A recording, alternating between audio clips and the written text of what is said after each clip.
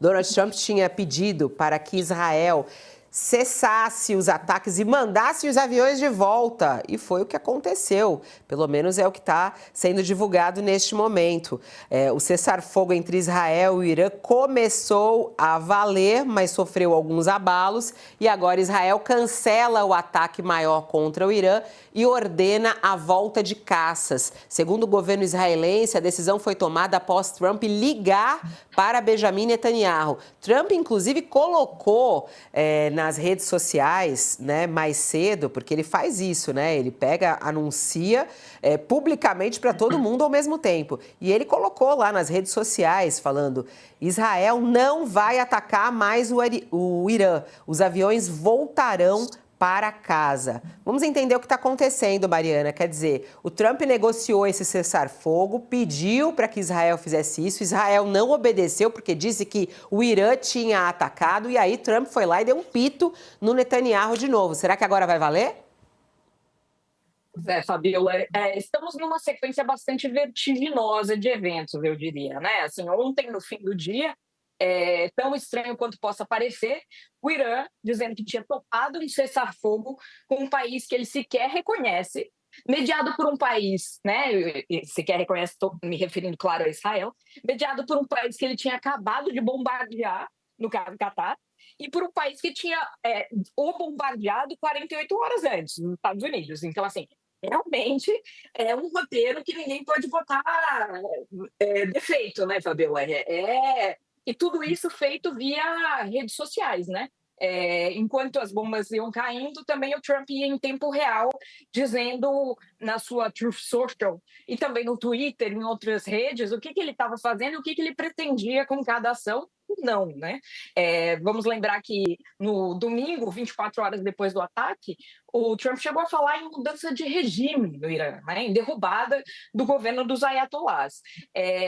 Portanto, é um estilo Trump de geopolítica que a gente não está acostumado a ver. E agora, essas cenas do Trump indo às redes sociais dizer que estava muito infeliz com os dois, em caixa alta, né, em caps lock, assim, gritando com eles: Israel, você tem que se acalmar, traga os pilotos de volta. Irã, os pilotos vão só dar um tchauzinho para vocês da janela. Ele literalmente escreveu isso, né? Como se fosse uma mediação entre duas crianças aí de 10 anos de idade, quando a gente sabe que, na verdade, estamos falando de décadas, né? De um histórico de conflagração no Oriente Médio que é extremamente complexo, que tem um passado muito complicado, que tem um histórico.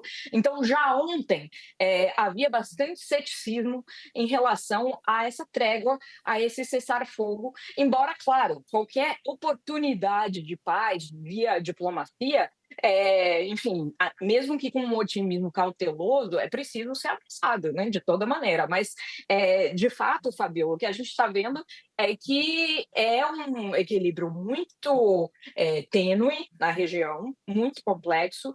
As narrativas para os dois lados são extremamente importantes. A gente tem um líder que é o Benjamin Netanyahu, que depende do conflito, na prática ele depende do conflito armado para, inclusive, se manter no poder, estava sendo desafiado a 2 dias antes de iniciar essa guerra dos 12 dias com o Irã, e do outro lado temos esse regime que é extremamente impopular dentro do próprio Irã, o regime dos ayatollahs, que é brutal na sua repressão, e que também depende, né, de um discurso para salvar a sua própria pele, né, para se manter aí e não arriscar um levante popular. E no meio disso, o Trump, com seu estilo, né, de make the deal, via internet, tentando resolver. Não, e isso que é muito curioso, né, Josias? Assim, a gente vê, né, a mediação de uma guerra como essa, essas bombas sendo lançadas. Aí o presidente dos Estados Unidos vai para essa rede social e aí ele solta lá: dei meia volta, por exemplo. Parece que está jogando videogame. E aí Israel obedece, porque também está ali aliado aos Estados Unidos. O que a gente pode entender? O que a gente está vivendo, hein, Josias? Que história é essa que a gente está narrando nessa terça-feira aqui? Estamos vivendo um cenário em que a lógica é subvertida pelo Donald Trump, né? O Trump se autoconverteu de chefe de superpotência numa espécie de bedel de uma trégua que ele obteve na marra, obteve à força. Aí ele vai de madrugada às redes sociais e posta que o cessar-fogo está em vigor. Por favor, não o viole. E aí, antes do sol nascer, Israel e o Irã já estavam se hostilizando, hostilizavam-se um ao outro, né? O gabinete do Netanyahu acusou o Irã de violar o cessar-fogo, anunciou que Israel responderia com força. Teherã negou que tivesse disparado novos mísseis, mas bateu o bumbo do contra-ataque. Se atacar, nós vamos responder. Aí o Trump marchou para as redes. Ele tratou a guerra no Oriente Médio como uma briga de pátio de colégio. Aí ele ralhou com Israel: não lance essas bombas, tragam seus pilotos para casa agora. Aí fez beicinho: não estou feliz com o Irã, não estou feliz com Israel. Então, estamos vivendo realmente um cenário até injeta uma certa comicidade, trata como um cenário de guerra, como se fosse uma caricatura, um desenho animado, né? Em algum momento, o fim oficial da guerra, e foi assim que o Trump se referiu a esse conflito na noite passada, que ele tinha obtido o fim oficial da guerra entre Israel e Irã, que ocorreria algumas horas depois desse cessar-fogo, coreografado por ele. Em algum momento, esse fim oficial da guerra, que o Trump proclamou nas redes sociais em caixa alta, ele virá. A dúvida é se ele chega, se essa pacificação vem com gente ou sem gente. Por enquanto, entre os mortos e os feridos, só o cinismo se salvou nessa guerra, que é uma guerra de 12 dias, 13 dias, 14 dias, uma eternidade. Estamos falando de um conflito que está lá há meio século entre Israel e Irã. Então, agora o Trump está fazendo o jogo dele. 72 horas depois de bombardear as instalações nucleares do Irã, ele voou para uma reunião da cúpula da Aliança Militar, a OTAN, e foi fazendo pose de pacifista. É um pacifista sui generis, do tipo que é capaz de matar por um prêmio Nobel da Paz.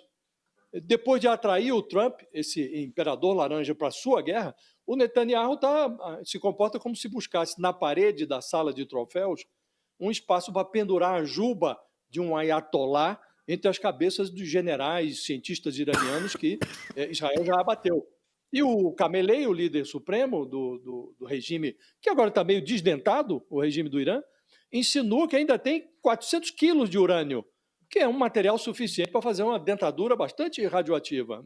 Então o mundo está cada vez mais bárbaro, essa é a constatação, e cada vez menos seguro também. E o Trump vende a ilusão da segurança, se comportando como um bedel, tratando uma guerra de décadas como se fosse uma briga de pátio de colégio. Nada disso orna com a realidade. Fabiola, aí estamos falando, é uma guerra de 12 dias. Não.